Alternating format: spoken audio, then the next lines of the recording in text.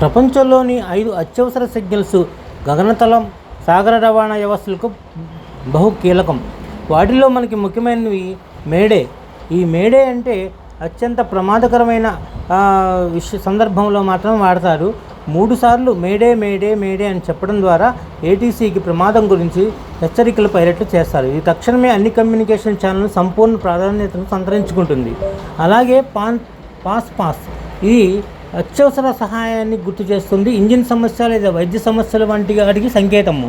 అలాగే ఎస్ఓఎస్ ఇది సముద్ర జలాల్లో రక్షణకు ఐకానిక్గా ఉంటుంది. టైటానిక్ రేడియో ఆపరేటర్లు మంచుకొండను ఢీకొట్టిన తర్వాత ఎస్ఓఎస్ల సిగ్నల్స్ను ఉపయోగించారు.